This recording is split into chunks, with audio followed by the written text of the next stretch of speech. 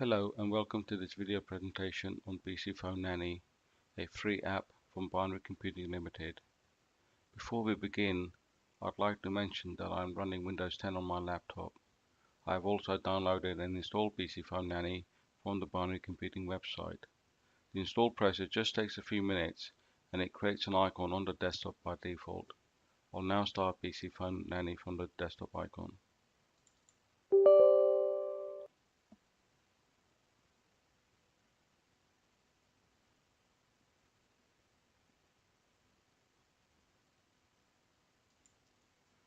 One of the first screens presented is an example of a message from iTunes. You may see this message from iTunes when you attach an iPhone to your computer and if you have iTunes installed and depending on your iTunes preferences. Please pay special attention to this message and take the appropriate steps as highlighted as it relates to syncing your iPhone with iTunes. Worst case scenario, it could erase your iPhone.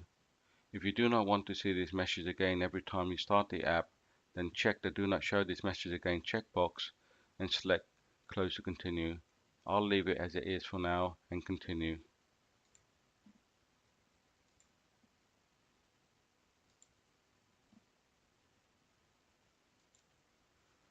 bcPhoneNanny has started, but there is a message about no iPhones being found. Select OK to continue. The reason there were no iPhones found is simply because none were attached to my laptop before I started bcPhoneNanny. Alternatively, I could have simply attached one or more iPhones to my computer before starting bcPhoneNanny. They would then have been auto-detected by bcPhoneNanny. Note, for bcPhoneNanny to detect any iPhones, they must first be attached to your computer and be visible as an attached drive in my computer, which is called this PC on Windows 10. Here is an example of my attached drives.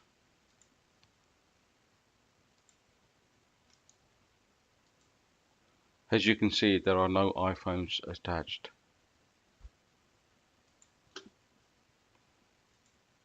I will now attach one iPhone to my laptop and it should be auto-detected by bcPhoneNanny.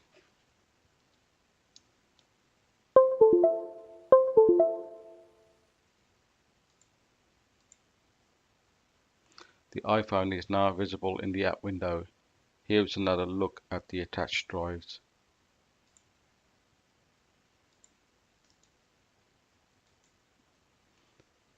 As you can see, there's an iPhone called AJ's iPhone. If you have any problems, then always first check the iPhones are attached and visible on your computer. There is a manual scan process under File, Scan for iPhone, though this should not normally be necessary.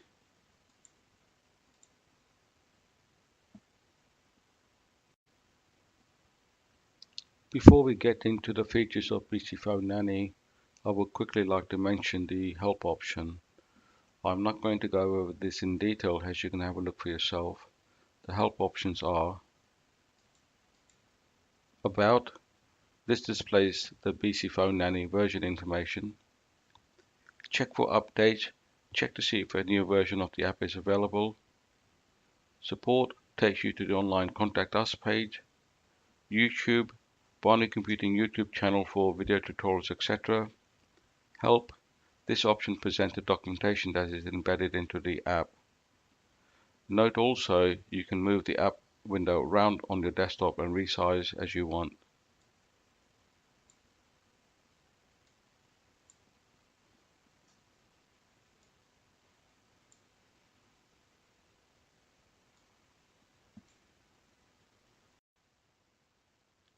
Now moving on to the menu bar options, starting with File.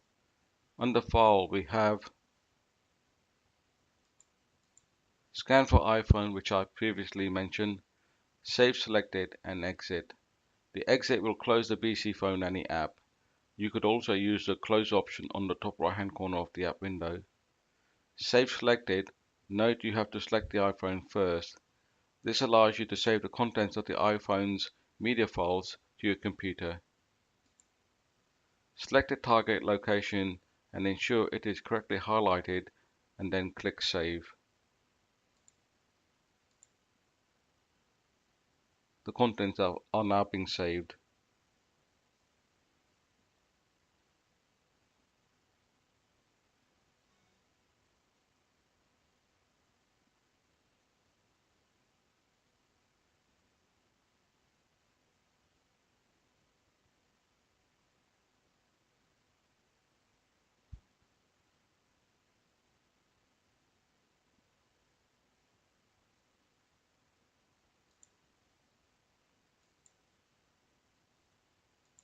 Here is the contents of the target location.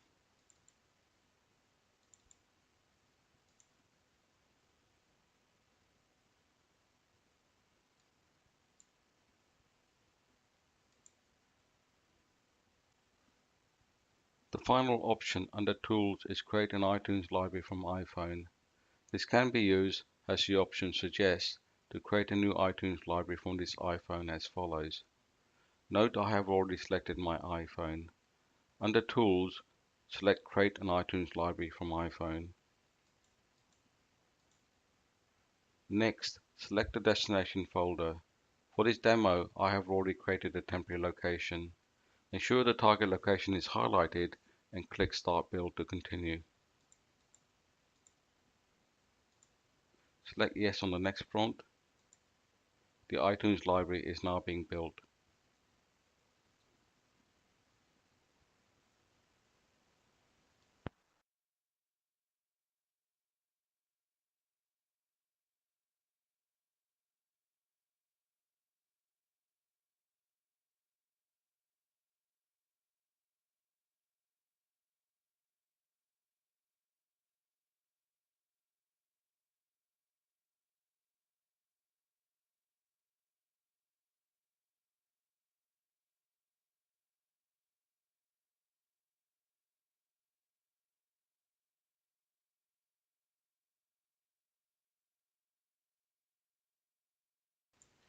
Here is the target location.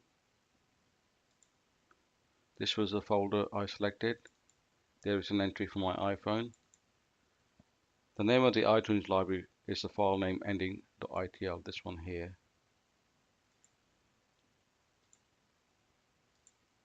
Once the process is complete, you can then optionally start iTunes by holding down the Shift key.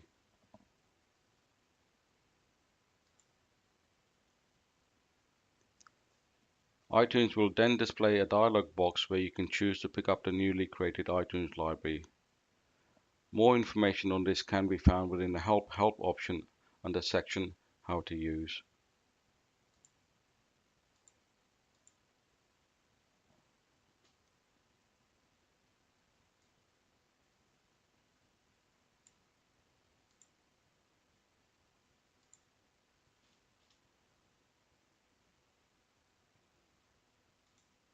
This concludes the video presentation on bcPhoneNanny.